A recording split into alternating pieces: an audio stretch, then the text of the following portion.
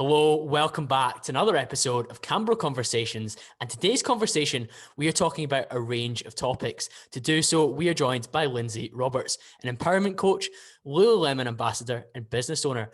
Lyndsey, welcome to the podcast. Hello, thanks so much for having me.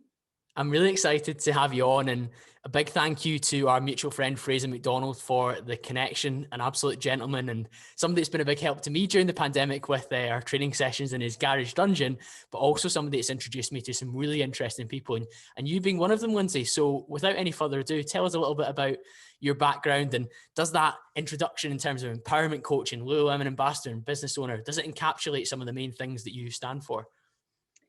Yeah, it definitely does. I think you've narrowed it down, which is something I find quite difficult to do. I'm always doing lots of different things, so find it quite hard to be really specific about what I do. So you've totally nailed it. Thanks. That's good. And I think whenever you look at some of these Instagram profile and their social media and the stuff they put out there, even though it maybe doesn't say it in their bio and yours does around empowerment coach, you can delve deeper into terms of what are they saying in their posts, what is their direction, what's their message, and then you can start to understand that. So it's quite easy to gather quite quickly that you talk about empowerment, you talk about self-talk, you talk about protecting energy, all big topics that we'll get into as we go through this. But also it's clear that you're a business owner. It's clear that you work with a brand, Lululemon, that you really care about and you're happy to endorse and share their products. And that comes through. And I wonder if people, and this is a complete tangent, but if people maybe look at their social media and what they put out there, does it reflect who they feel that they are, I suppose, Lyndsey? That's a bit of a deep question for us to start with. Yeah, it's really interesting, social media, isn't it? Because you get this insight into people's lives that you would never have had before, and that can be incredible. Like, we learn so much from social media, and right now we're connecting in a way we're not able to connect in person. So connecting through social media is incredible.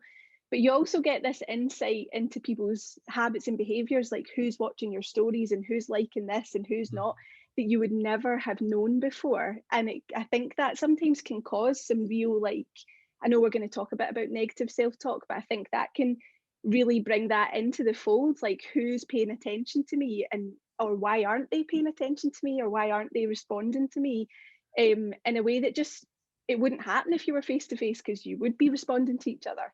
Whereas we're so saturated on Instagram that often we are just watching things and we're like, oh, like one of my friends has had a baby, or a colleague from a long time ago, and I'm still in my head, I need to message her and say congratulations, because I've seen it on Instagram. Yeah. But I want to message her privately. So yeah, I think it's an interesting place. I personally just put out there what I feel I would love to have seen when I was at certain points in my life. So it's incredible to me that the stuff that you've said about my business comes across. I'm not specifically planning that. I'm just putting stuff out there from my heart that I feel I really want people to see, or that I might have really needed when I was in that place in my life. There's lots and lots within that. I'm going to focus on a couple of those. First of all, you do come across as very actualized, so I'm not surprised that much of what you post on socials is what coming from the heart, as you've said there, and that's a nice term to use. Equally, you're talking there about when we see somebody's big announcement on a new job, a new relationship, a new member of the family, all these different big headline moments.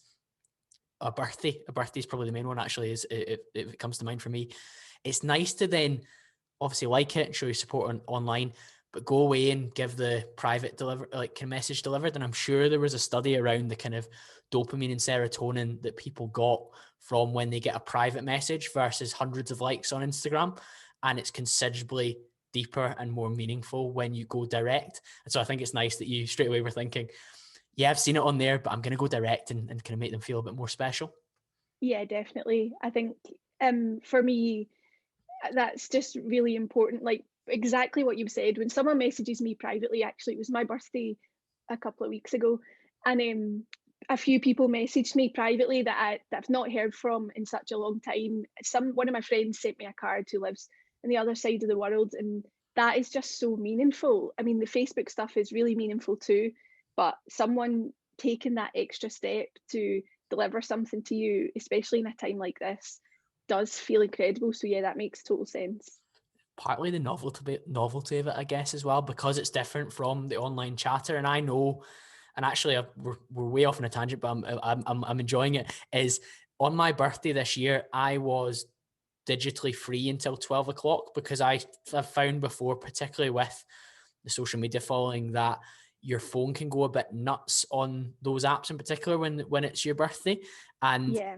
how much of it can you actually take in when you're rushing around, and if it's coming through one or two at a time? So what I did is I kind of had my morning to myself. I saw socially distanced or physically distanced from my family and a couple of my friends. But I then logged on at 12 and I sat for an hour and just replied sincerely and reviewed each one because it meant a lot more. It almost felt like that. Whereas the novelty of you receiving that package from your friend probably meant a lot more because you were more present in it. Whereas you probably got 8 or 9 messages in one notification check and we're like, right, okay, great, that's amazing. But that fades quickly. Whereas the kind of intensity and the depth of the physical message was even deeper. Yeah, I think that's like a really big sort of like insight and point on like what we're experiencing right now, and just how important that connection with other human beings is that we're not able to experience, and we've got this kind of, the word falsified is coming to my head. Like, it's not to Yeah. say that Instagram and social connections are not real, because they're really real, but they're just not the same. There's nothing that can replace that like personal human connection that we get in real life. So like, that's a total reflection, isn't it? Like, when you get that extra step, or you get a card, or you get something that's beyond what is now the norm for communicating, it just really shows that as much as media changes and technology, what will never change is that we need that human connection from each other, and we need to find it in any way that we can right now. Yeah, well, what a great start there around connection. I really enjoyed that, Lyndsey. But one of the main reasons I wanted to have you on the podcast was around your title, empowerment coach. What does the term empowerment mean to you and to your clients? So to us, empowerment is giving people the space and the tools and the guidance and the support to be their most authentic selves and to live the life that they want to lead. I think, and I'm going to just go with this tangent that's coming into my mind here, but I've been thinking back to like my experience both when I started out as a personal trainer and when I've had coaches my whole life. I was a professional athlete before I became a personal trainer. So I've always had coaches and teachers, and I think back to like the language that was used and the way that I was coached with the things that I wanted in my life, and the struggle that I faced in terms of meeting a lot of burnout and just not really being able to get to where I wanted to go because I was trying to do too much, because I felt all this pressure. Like, I had to train 7 times a week, I had to sleep X amount of hours, I had to eat this food, and I had to drink this amount of fluid. And when I stopped being a professional athlete and I moved into coaching and I had my son, I still carried a lot of those habits, and a lot of those expectations. And when people came to me, I would say things, like I would think things, even if I didn't say them out loud. I would think in my head, well, if you really want that, you're going to have to train it 5 times a week and stuff like that. And I very quickly realized that that just wasn't sustainable for a lot of people. And what I also realized is that people coming to us might have been coming for, I want to change my body shape, or I want to have a 5 day a week exercise habit. But what we quickly started to explore was like, what is your why? Like, what is deeper than that? Why are you really here? Like, if you want to change your body shape, why do you want to do that? And I'm not saying this is everyone's line, but let's say, for example, that person thought they would be happier if they were a smaller body size. Yeah. And then underneath that are feelings of worthlessness, like negative self-talk, self-limiting beliefs about themselves that have been conditioned through childhood or experience or whatever. So then it's like, okay, get into that ideal body shape, and I say ideal in air quotes, that you're seeking is potentially not possible for your lifestyle. Maybe you've got a kid and your job's full on and your partner is works away, or maybe you just don't have the energy to put that much into your training. So how else can we find you that joy that you're seeking in life? Because, and people who are listening might know this or they might not, that joy is rarely found in a smaller body. So how can we bring you that joy in your life? How can we find those things that you're really seeking, that why? How can we support it? And that was when my business started to transform. That was when things started to change for me, because I was really delving deep into what people wanted to do with their actual lives, not with the social media veneer, not with what the standard industry had been telling them for so long, what they wanted to do with their lives. And for me, that was where the term empowerment came from, because there is nothing more empowering than living your life the way you want to live it. Yeah, the terms that you use around authentic self is so important, because like you say, there's maybe a preconceived narrative that I'll be happy when I'm smaller. I'll be happy when I've got that extra vein in my bicep. I'll be happy when I can squat an extra 10 kilos either side in the barbell. And these are metrics that can lead to happiness because of some of the things you do around them potentially, but they can also lead to misery because you're chasing something that's external validation. And we had a confidence coach on, Dr. Aziz, who spoke around this never ending cycle of further down the line, I'll be happy. Further down the line, I'll be confident. If I achieve this, then I'll be happy. But we're progressive beings, and that's what's evolutionary, isn't it? To want more as we go. So I find it incredibly interesting that, particularly in the space that you are, Lyndsey, there's a lot of people who have this notion that if I go to Lyndsey, or initially when they went to you, if I can drop to a size 8, a size 6, whatever it is, whatever the metric is, it doesn't matter. I'll be happy then, I'll be fulfilled then. And often that wasn't the case, because it might not be right for them. Equally, it might be that somebody completely transforms their life in terms of they build a 5-day week training habit, and it does transform their life and it makes them feel fantastic. But like you say, it's a sliding scale of, is that possible for you? And that's not to demean what your own capabilities are, because everyone has different levels of potential and capabilities and different life stresses and factors. And taking that into account and to empower them is something that's incredibly important. Is fitness the main vehicle that you see that happening through? I think fitness is the thing that brings people to us. So it's like, it's the source that people access us through. But I wouldn't say that it's the main vehicle that leads us to empowering people. I mean, like, strength training in particular, as a female, changed my life. Like, I am a small body, you know, I'm 5'2", nearly 5'3", still growing at 34 years old. I'm not. And you know, and I've always been small.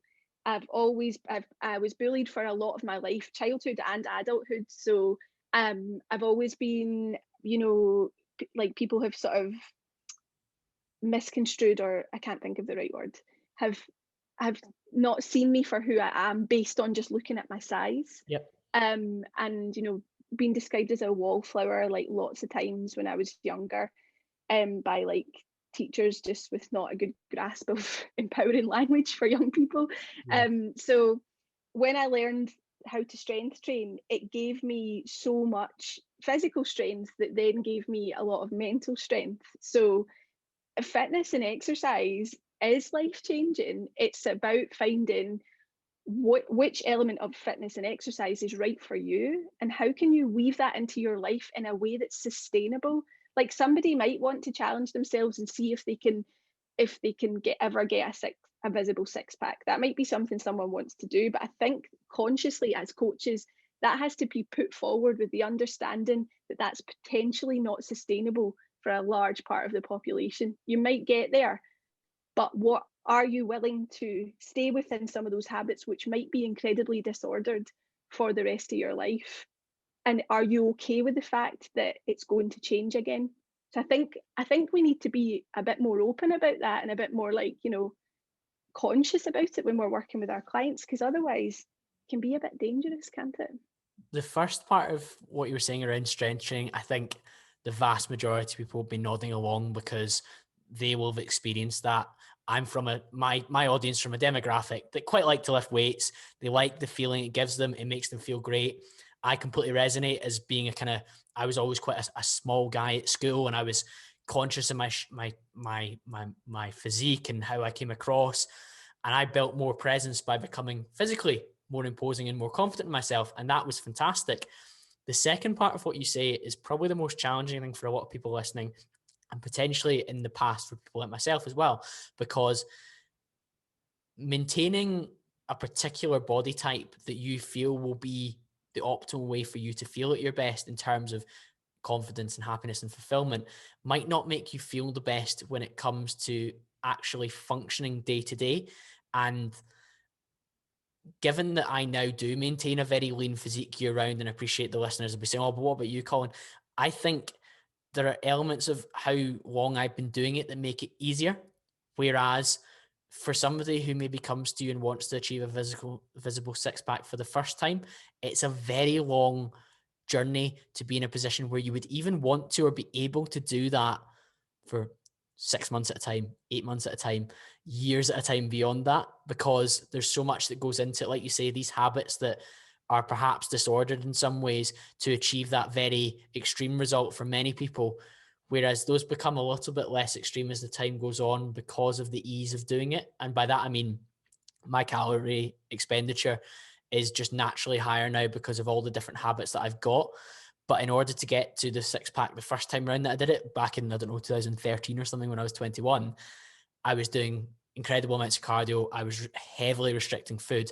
Whereas now for me to really drop the hammer, I would still diet on a lot more food. I would just do some more steps. I've got more, one, scientific knowledge, but also I've got a much easier base to build from. I don't know if that makes sense, Lyndsey. Yeah, no, that makes total sense. And like, I think like what you've said, about people just being aware of that, that you've been doing this for a really long time. And also it's like lifestyle as well, isn't it? Like we all have such unique lifestyles and different things going on in our lives, different genetic makeup as well for how accessible certain things are going to be to certain people. And I think it always comes back for me to the why, like for someone, like what is their why for wanting to get there? And if we get right down to it and the why is just, I really just want to do it, I just want to do it, then I'm definitely, and I will hold my hands up and say I'm not the right coach for that person. That's not my area of expertise. And that's not to dismiss someone in any way. It's just I would never want to take someone on pretending I could do something that's not a field that I work in. But if we get down to the why and it's, well, actually, I just want to feel better about myself. It's like, okay, well, how can we access that in ways that support your life, and what you want for your life? Which is where we always come back to. The why is, like, for me, such a powerful question that I ask myself in everything that I do. And it makes such a big difference to my decisions personally, as well as to the ones that we use for our clients. That makes total sense. And I think that why piece is fantastic. My kind of supplementary question to that would be, we've spoken about strength training as one of the hows to that. What are some of the other hows that you would want to share with the listeners, Lyndsey? For people just sort of finding a sense of self-worth, or like getting to feeling empowered feeling empowered through your business. What are some of the hows? First of all, strength training, I imagine, forms a big basis. Are there any other kind of key areas that you are common themes for people? Yeah, definitely. So strength training, stress management, sleep quality, just like general mental health, how you're feeling day to day. Like for the people who bleed that we work with, menstrual cycle awareness, and trying to live a life within your own menstrual cycle and not trying to combat against it all the time. Things like that, experience through, if someone has been pregnant, what was that like for you? And also like delving in a little bit to, like, what has life been like for you so far, and what kind of things have come up that have influenced your behaviors now, or that maybe influence your beliefs about yourself. There's a huge amount there. And I think some of the first things you named were around sleep quality and stress management, which actually ultimately lead to quite often better physical outcomes, which for me is really, it's very funny, because if we manage these variables, maybe these long-term physique aspirations and drop a dress size, or whatever the kind of term is that they come to you saying, is more achievable. But by focusing on those other areas, you take the focus off purely just to how they look. And maybe in 6 months' time, they look in the mirror and think, actually, that happened by looking at these other things first. And I'm actually happier, even if I hadn't got the physical result because of what I'm doing, which I find really interesting. On stress management, are there any kind of key particular areas we can maybe go in a wee bit on, Lyndsey? For me, in terms of stress management, like the biggest thing is boundaries. Like this is the thing I come up against, not up against, it's the thing I uncover with every person that I work with. I think, you know, what are your boundaries like? For me, I didn't even realize that I had zero boundaries for so long. You know, like on my journey as into this business, I realized how much of a people pleaser I was, and you know how desperate I was to be liked, because my self-limiting belief is that I'm not good enough, and that will continually come up. So I had this real desperation to be liked, that I would mold and shape and move myself in different ways just so that people would like me. Of course, that doesn't come to the result that you want it to. So just like realizing that as a result of that I had zero boundaries. So for me, boundaries is a really big one when it comes to stress management. Yeah, I really like the term boundaries as well, because it's drawing a line in the sand where I will and will not go, and I'm sure we can go into some of those around the boundaries you've got in your personal life now. I know that was one of the things we were going to cover when it came to kind of productivity and well-being hacks, but not to jump forward to that.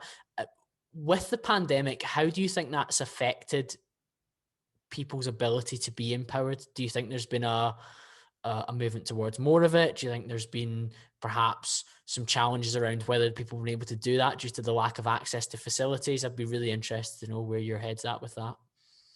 I think like the people who I have encountered who have felt the most empowered or have had the most positive change in this incredibly unique experience are the ones who have been able to find some form of acceptance and really listen in to what their bodies and minds need.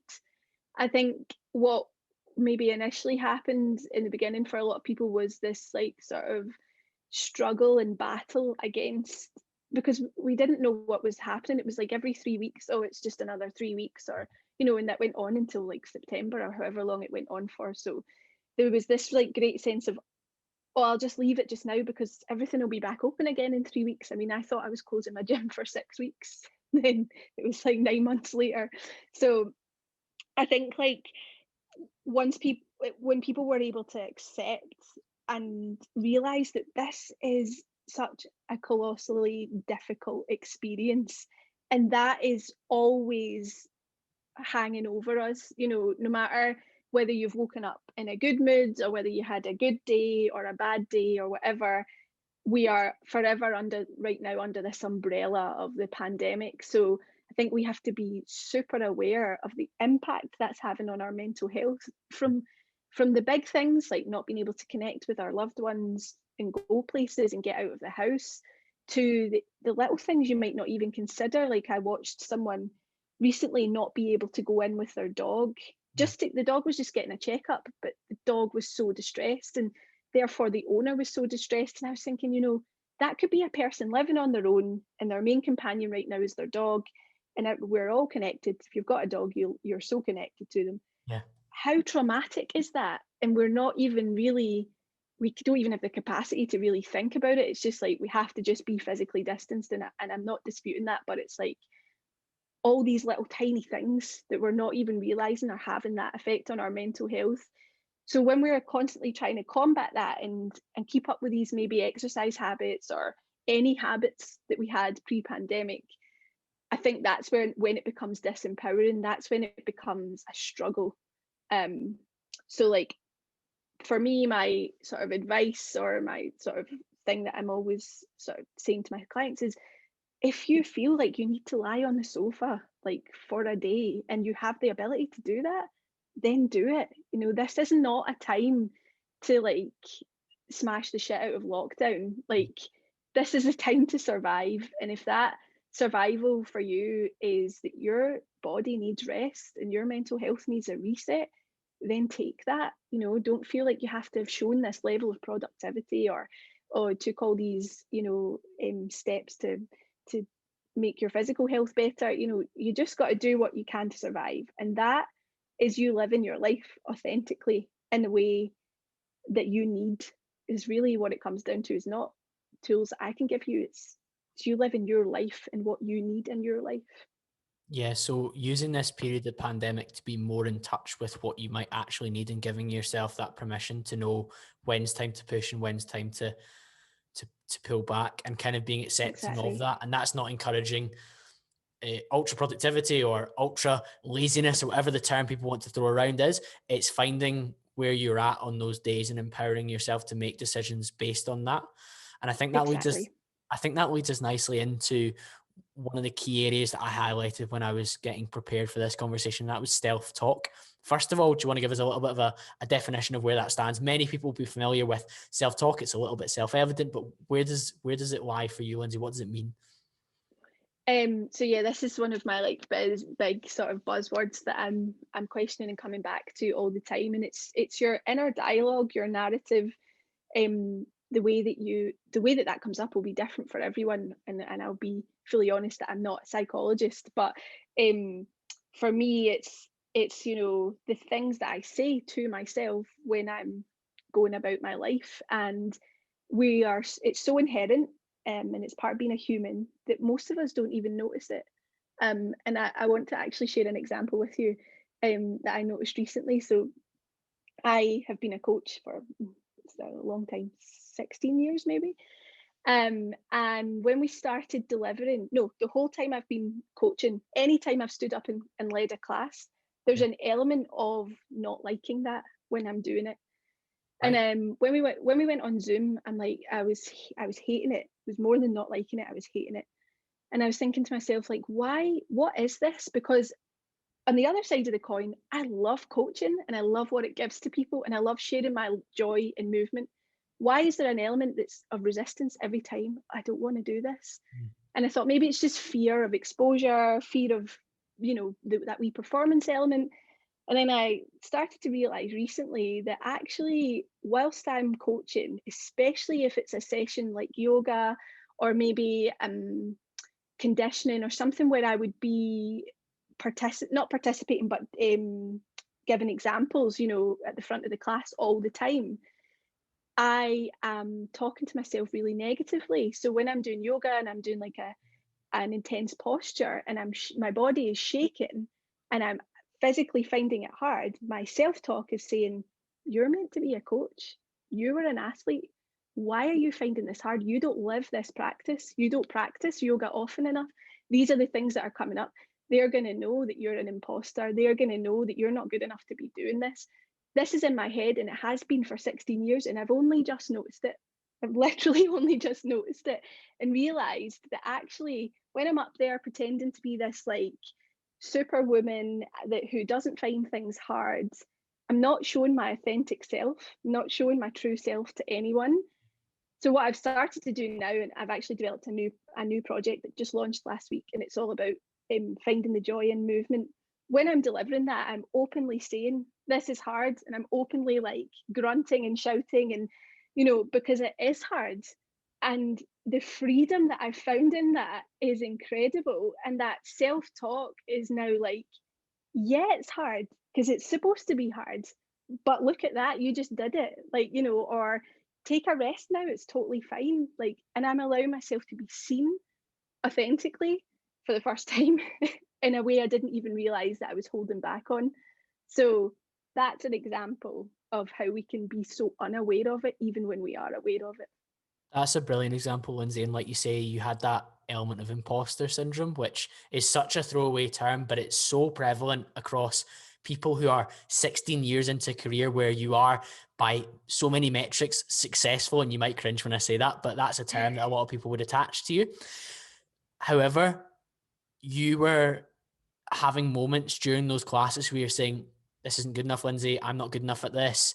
I'm not practicing what I preach. They're going to know that I'm not as good at this as I should be. However, the vast majority of the people in that class would have just been trying to benefit as much from you as possible.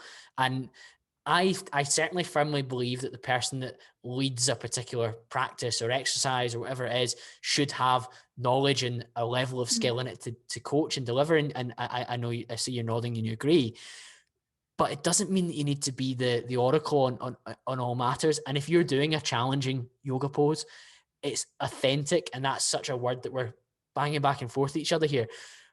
But you're your authentic self by acknowledging the challenge in it. And like you say, now that you've rectified or changed how you speak to yourself about it, people in the class, although they were probably thoroughly valuing it beforehand, they're probably even more connected with you because they feel, and this is really spiritual, I suppose, for me, but they feel that you are in a place where you're even happier, even though it probably wouldn't have shown before, but there'll be an element of where your body language will never betray that you're fully in that place. But now that would be impossible to find because you truly are happy when you're up there.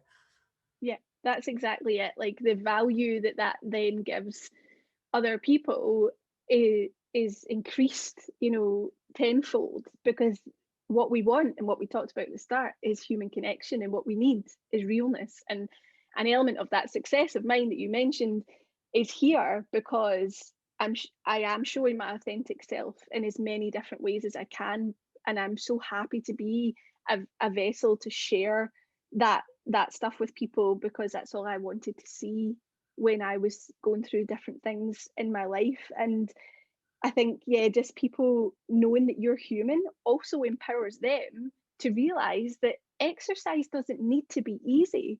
What you're doing in life doesn't need to be easy. What I think is a barrier and what makes us give up is that we do something and we're like, oh, I'm rubbish at that. Mm. Oh, this isn't for me. This just isn't for me. Actually, the struggle is welcome.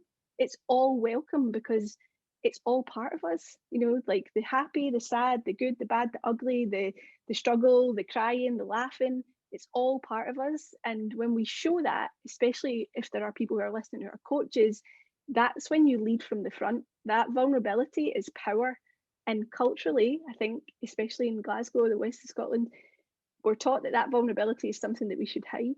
But actually, that's real power. It's really brave to put that forward, to be able to show people your whole self and not feel ashamed of it. And if I want people to do that for their lives, I feel that that's a responsibility of mine to live that and embody it as much as I can. Your showing of vulnerability, like you say, is a leading example for the people that you coach to be empowered to be their authentic self. And one of my favorite things that anyone said in this podcast was actually back at episode 1. Had the pleasure of having Chris Williamson on, and he said that some of the strongest people he knows show their vulnerability every day, and that it was like almost converse logic where, oh, if they show their vulnerability, they must be weak. In sharp contrast to that, they are actually incredibly strong because they're incredibly self-aware. They know about their vulnerabilities, they know about their weaknesses, they know about areas to work on, they admit them freely. And while some of those might limit them in some aspects of their life, if they really wanted to, and say, for example, like you say, one of your vulnerabilities is a particular pose that you're doing in front of the class during yoga, you can go away and work on that if you want to, but equally acknowledge that, listen, it's really hard and I'm probably not going to get better at this for a long, long time. And my ego is going to take an absolute battering because some sessions I'm going to end up distressed and upset about how it's gone. But because you're aware of that and how you've spoken to yourself about it, you give yourself that opportunity.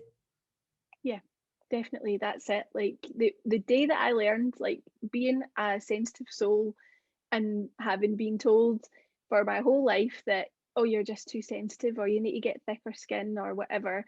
The day that I learned that actually because I always identified as a strong person. So the day that I learned that my vulnerability was my strength, my sensitivity was my superpower, everything changed. Everything changed. And I therefore went forward and built a business that supports so many people in making really, really big life changes, big changes in their lives, that I'm incredibly proud of. So yeah, if you're hearing this and you're thinking, oh, I hate it when people see me cry, or I'm so weak for doing that, or I'm so, why did I let that upset me? Actually, like, all of it is welcome, like your vulnerability is your strength. When you show that to other people and you open yourself up like that, it's really powerful. That awareness of it as well and ability to channel it is important as well, because like you say, if you just became really vulnerable and it made you more vulnerable in terms of unable to do things, it's your awareness of it that makes it so strong and so capable of utilizing it. You gave me another example when we spoke offline about self-talk, and it was when you made that move from being Lyndsey, the deliverer of X number of classes per week, to the business owner, the strategy overseer, the one that's driving forward a large business now with employees and staff. What was that like? And what was some of the self-talk went on during that period when you made that transition, which I know a lot of people will take a lot of lessons from? Yeah, that was really tough. In the most obvious way I can think of is that I didn't do it for a really long time when the business really needed it. You know, the business was ready for me to step out and start um, bringing other people up and sharing and the what we do with other people, and and I just wouldn't do it. And it wasn't some sort of control thing because I really just wanted someone else to take control. It was the belief in me that what I'd built wasn't actually that good. And so to let people in and to start talking about systems and developing, ways that other people can deliver what I do, I was like, well, I can't do that because then everyone's going to learn that this is actually just rubbish, and that I'm actually just a big old phony over here, even though I've been doing it for 16 years. So that's probably the most evident behavior that came out of that negative self-talk. I was not aware of the negative self-talk at the time. When I look back now, I realize how much I thought I was an imposter and how much I just couldn't take that step because it was like it was a vulnerability. It was letting myself be seen. It was allowing myself to step into the role of business owner. And at first, if I said that, I'd have been really hesitant. Now I'm like, I am the business owner, I am the founder, I am the leader. And I don't mean that in a really like dictatory way, but like I couldn't have said those words before.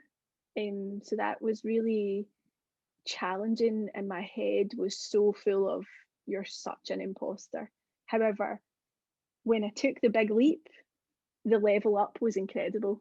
Like when I took it and I owned it and I stepped into it, it was amazing. And I started to think, so what? I'll just, if I fail, I'll be okay. I'll just rebuild. Yeah. Because failure's how we learn, right? That's thrown around a lot, but that is how we learn. So it it would have been okay. Thankfully, it's not failed yet. So we'll see. We'll see what happens. I take so much from that, Lyndsey, as somebody who doesn't own their own business. I know obviously I've got the kind of side hustle, the personal brand on Insta and podcasting, but as somebody that's an employee, you still have that negative self-talk about your capabilities to perhaps be a manager, to get the promotion, to take on that new client, to speak to that existing client in a particular way that you need to. You have these negative dialogues that you tell yourself all the time. I'll always try and give a kind of salesy example. So there may be prospects on my list, companies that I'm to speak to that have never spoken to my company, or when they have, it's been a big fat no, a big hand in the face. And me accepting that dialogue within myself is in, I'm not going to be the one that can change that. I'm not bringing anything new. I'm saying the same things. They're still happy with what they've got. They're never going to take this call. Well, of course, I'm never going to win then. Of course, I'm never going to make an impression. Likewise, you were never going to grow your business to the scale it is now by continuing to work in it all the time rather than on it. And I hope a lot of people can take something from that around the conversation they're having with themselves about their potential. And one of the big questions I get asked a lot is, what's your biggest fear? Colin answered that in the last solo podcast. And my biggest fear, Lyndsey, is not fulfilling my potential. I have no idea what that is. I have no idea how big it is, but I really want to push towards that. And you would not have been fulfilling your potential, and that would scare me by continuing to just take hundreds or tens of classes a week and not step back, do some strategy work on the laptop, bring people into your team, expand the number of shoulders that are bearing the weight. Absolutely, yeah. It's interesting actually because when you said that, like, what's your biggest fear? I thought going to ask me that next. What is my biggest fear? And actually think like my biggest fear, interestingly, is doing it wrong. Okay. And that's what comes up into my heart when I hear those words. However, I take a lot of risks and a lot of big steps because I'm trying to face that fear like you. And I don't really know what's going to happen, but I'm trying to face it all the time. I think it's just such a like interesting like concept of like being really aware of our fears, like what is holding us back and how can we step into that. And yeah, for me, stepping into my role that I felt called to really did help me fill my potential. And now I'm like, I feel like I'm on the cusp again. What is my next big step? I have no idea what it is. And I don't mean to give me fame and fortune. I mean like for my soul, what is my next thing? There's something ready for me. I just can't hear it yet. And that's so spiritual. I've went right into the deep there, but that's where I am right now. Yeah, but given you're comfortable with that and you're like, that's you showing your vulnerability again, in terms of that's the language that you're willing to use, and members of the audience will be like, brilliant, I love that. Members of the audience might not have heard that before, and there'll be people in between who have been who maybe needed to hear that. So it's always important to be our authentic selves on these things, Lyndsey. So Definitely. that leads us into another term, which is maybe a little bit spiritual, but certainly one that I resonated with when Fraser flagged to me, you need to speak to Lyndsey. Protecting energy. What does that mean? Yeah, that's a big one for us as well, and for me in particular. I think like an element of that, well, what protecting your energy means is just looking after yourself. I am a total giver. Like that's why I'm a coach. I love supporting people.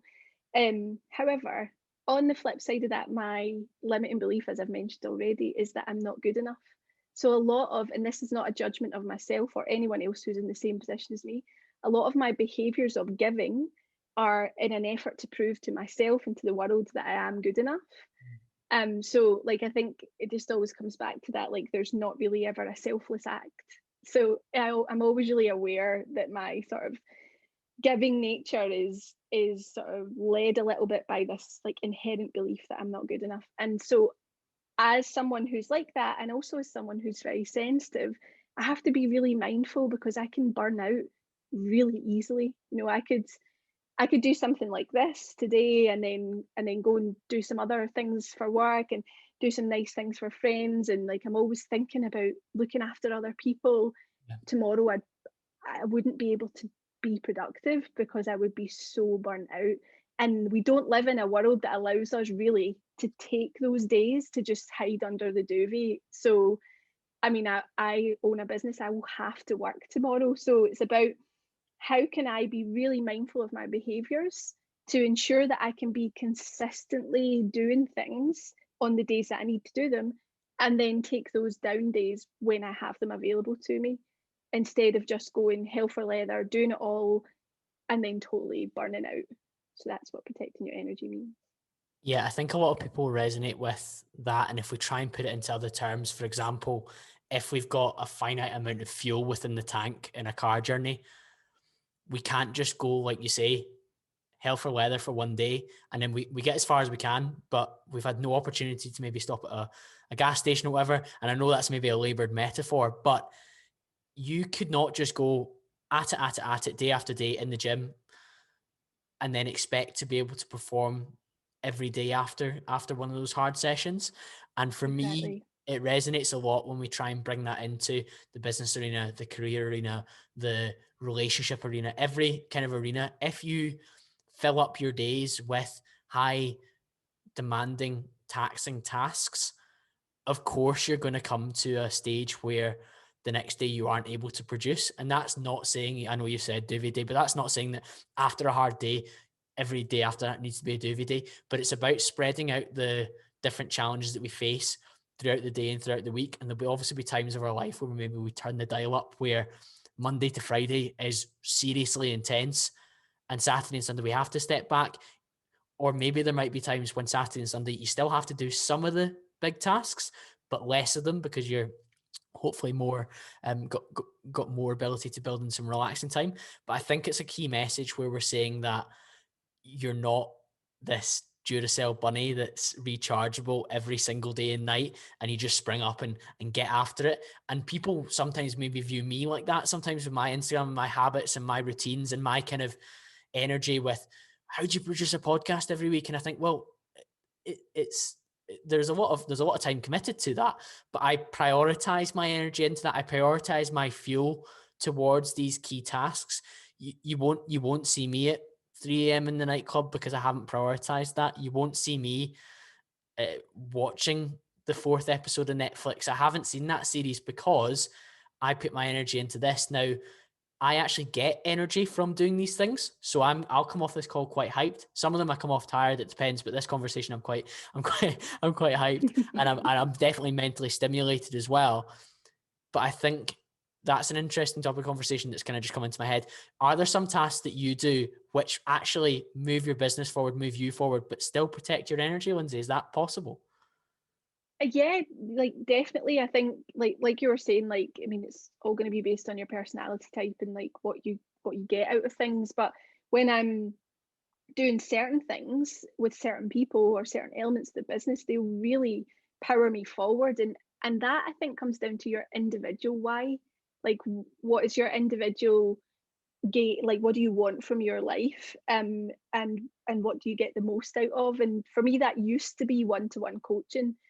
But then that became something that I wasn't able to protect my energy within, because I am so open and I'm allowing people to be so open around me.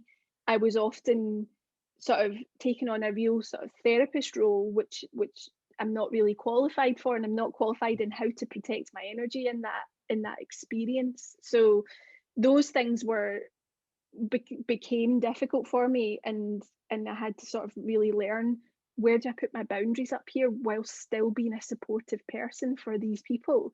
So when it comes to like, are the things that like I'm doing for the business that could still drive me forward and protect my energy, yeah, anything, as long as I'm putting my boundaries in place, not working on the computer for 12 hours a day, realizing that actually I'm more productive if I've got my energy protected, I've got my boundaries in, I'm saying no to things, like that's a really big one. It's so hard to say no. So how do I say no authentically? How do I say no kindly?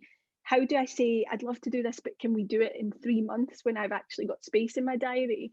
And it's all just about learning your capacity. But anything, you can keep driving forward as long as you've got your boundaries in place and your self-awareness there. I believe that you could just keep doing things as long as you're taking that time back, like it's a wee energy output, and then you take a wee bit back for yourself. Do you know that B word keeps coming up, boundaries, doesn't it? And Mhm. I think at this point, if you're enjoying this podcast, guys, please ping a message to Lyndsey and I what some of the boundaries that you maybe haven't had in the past and some of the ones you might introduce off the back of this episode, because we'd really love to hear that. And when I'm thinking about boundaries, I'm thinking about things like phone use, which you and I have chatted about before. You're talking about Yes. saying no as well. So what are some of the things that you maybe have to say no to? And then give an example from a client side. So maybe one of the ladies that's come to see you wanting to be more empowered. What are some of the things that you're saying? Have you ever thought about saying no to that? I think, like, for me, what I need to say no to, or is just work. Like, I so love what I do, and I'm a total workaholic, and I say that I'm not actually promoting that behavior. It's something that I'm really working on. But so I'll say yes to everything. We come back again to that self-limiting belief, because Yeah. if somebody wants me to do something for me, it means that I'm good enough, right? It means that they like me. It means that the world's going to see me and realize that I'm actually not what I think of myself. So I need to become very aware of that. Is this right for me? Is this taking me towards my goal? Is this helping me with where I want to go in my life? It might be something I want to do, but is it right for me right now? So for me, it's definitely being much more honest about what I want for my job role and what I want for my work-life balance. Those are my no's that come up sometimes turning down projects that I actually really want to do, Yep. but I know they're going to take a lot of energy expenditure, and I don't have that energy in the bank to put out there. In terms of clients, the one that comes up a lot, or that just pings right into my mind when you say that, is this concept of, and I'm going to go back to the parent thing, that as mothers we need to be martyrs, and it's all on our shoulders. And actually, maybe some women and some men will be able to relate to this who don't even have kids. It's this inherent internalized stuff that we've maybe carried from like the 50s or whatever, that it's our responsibility, it's a sole person's responsibility to look after the house. And if that house isn't clean and tidy, or we haven't done all the things that Instagram tells us we should be doing as a parent or whatever, then it reflects negatively on us. And so those are the things that we come up against with our clients, that our clients meet us with. And it's like, where can you say no to what you've taken on within your relationship or within your life? Where can you say, no, it's not my responsibility to always put the toys away. No, it's not my responsibility to always cook. It's my responsibility to make time for me.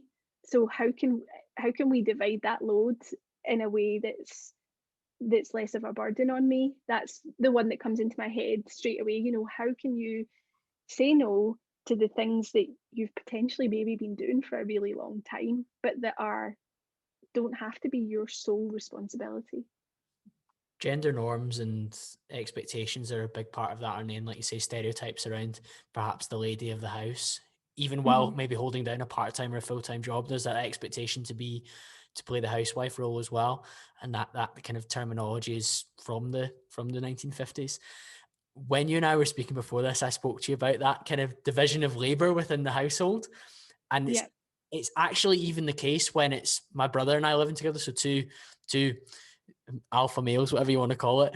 We very much would sometimes argue about who's done more of the housework, who's done more of the chores.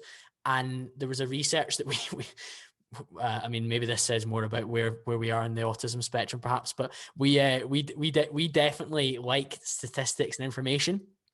And he was looking and he was saying, well, there's actually a study which shows that there's a huge misinterpretation, kind of misunderstanding and kind of appreciation of the actual split, and it's heavily biased towards the female of the house, typically, in terms of when she has done the vast majority of the chores. The man might have emptied the dishwasher in a kind of traditional male-female marriage, and he thinks that's him kind of done, whereas the wife might have prepared the dinner, cleaned the dishes, loaded the dishwasher in the first place, put the kids to bed. All these different chores which form part of the overall picture are being done predominantly by one person, but the other person doesn't actually acknowledge it. It just happens. And there's maybe an appreciation that, yes, that's happened, but I didn't know who did it. And it's the same for my brother and I when we were looking at, oh, well, I wash the kitchen or I clean the kitchen every Saturday. And because that's almost not acknowledged, that we don't like do it turnabout or anything like that, it's almost like a forgotten thing. And we kind of came to arguments over it. And it almost took us to write down what each of us are contributing to understand that, oh, that seems fair. Or you do a little bit more of that because you've got more time on a Sunday.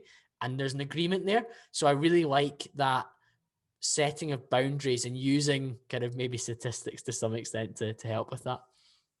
Yeah, I think like I've been thinking about that actually a lot since we talked about it, and I've shared it with quite a lot of people. It's just such a good task, like the writing down. And what we talked about last time offline was, it's not about, and this was a big revelation for me and my husband a few years ago as well, it's not about making it a balanced list, like he does 10 things, I do 10 things.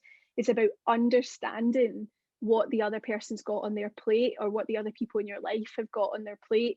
And like you say, you can only really understand your own perspective unless someone else's perspective is put in front of you. So doing that for each other is a task actually I've given to a few people since, because it's just such a big change. And it comes up for my husband and I a lot, because we have a non-stereotypical setup in our household. Yeah. A lot of the things you mentioned that maybe would be on the expectation of the person of the female, are my husband's roles in our household, and but he still feels this internalized stuff about how he should be the main earner, even though we've made a decision that my business will be what gives us what we want in life. But that's still coming up for him subconsciously, and it still affects him. And there's still this expectation that I have internalized that I should look after the house, even though I'm often working 12-hour days. I'm often putting a big project out and spending a lot of time away from the house doing it, and I don't have the capacity to do everything else. And we've decided that that's going to be his role. Yet this still comes up for us, this total internalized stuff. So, and then we have the fight, oh, he's saying to me, but I do all this cooking and all this stuff, and you're still saying to me that I'm not doing enough. And then he's not realizing how much I'm actually doing for work. So when we like sat down and we're like, this is what's on my plate and this is what's on mine, and how can we support each other through that, that was a really big thing for us. And I think also maybe the realization, and I always have this quote in my head, like, the dishes can wait, that like life is not about having a clean house, like it's about living your life. And if your mental health would be better supported by going for a bath and having an early night than it would be by cleaning your floor and putting all the stuff away before bed, then do the bath in the early night. That stuff can wait. For some people, the reset of the house is what will support their mental health. So it's really just trying to let go of those societal pressures, isn't it? And saying no to them. Like, no, I'm not doing what society thinks I need to do to be a worthy person. I'm just going to look after myself. The two key themes that struck me there were both awareness of and then appreciation of what you're doing and what the other person's doing. So I absolutely love that.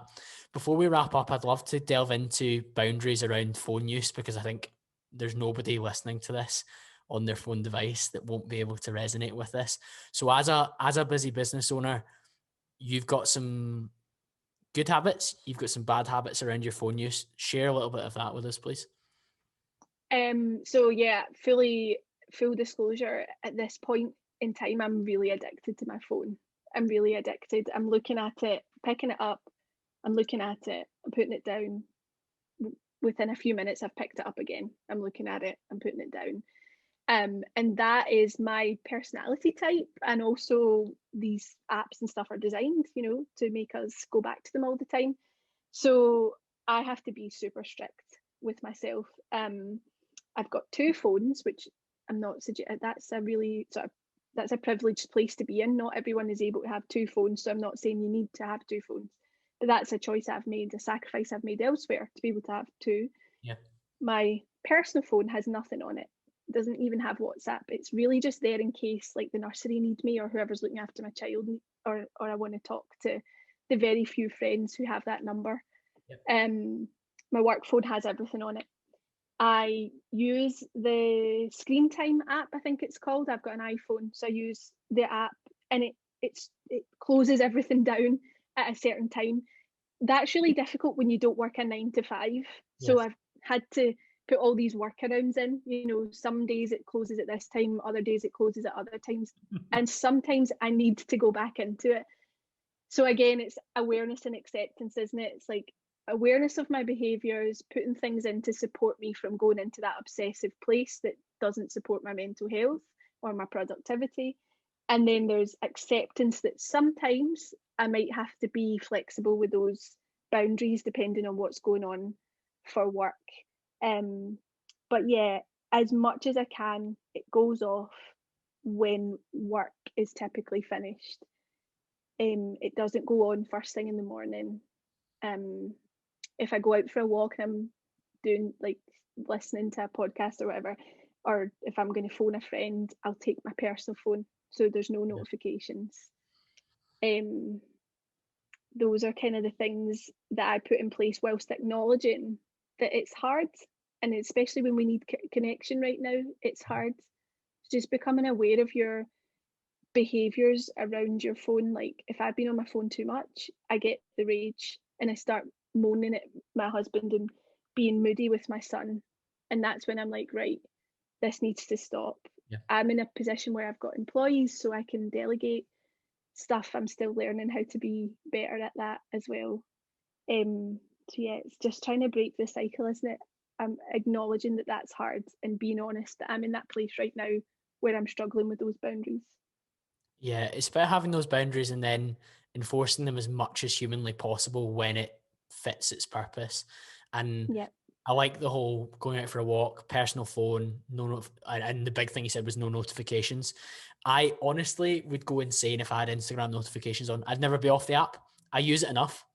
And the big yeah, thing that I did, and you'll have this as well with given your following, is I go on my laptop to deal with DMs quite a lot of the time. I go on my laptop to deal with WhatsApp notifications as well, WhatsApp web, because it's a lot less exciting because you're not going to end up on stories. You're not going to end up voice noting on in the group chat with an update or anything like that. You're not going to end up watching some of the gifs or the memes in the group chat on WhatsApp because you're on your laptop. It's a very yeah, different experience, and a lot of the kind of addictive kind of gambling encouraged elements that they learn to do for the apps to keep you on there are not present on the desktop version. So there's a lot of benefit within that for me, Lyndsey. But given you're so busy, I think having the two phones is a worthwhile sacrifice in terms of maybe 30-40 pounds, whatever you had to put away or save yeah, somewhere else a month, putting into that to have that. And I'm fortunate in the role that I have a work phone and a personal phone. So during work hours, 9 till 12 especially, sometimes in the afternoon I let my boundaries slip, but 9 till 12 on my kind of core focused deep work for my role in business development is very much personal phone out the room, work phone there. It's got nothing on it. All you do is you're phoning people on it, or you're texting into the work group chat for whatever we're up to. So I really, really like those boundaries that you've got in place there, and I'm glad that you're aware that some of them aren't being adhered to at the moment. But that's the yeah. first way for you to overcome it, isn't it?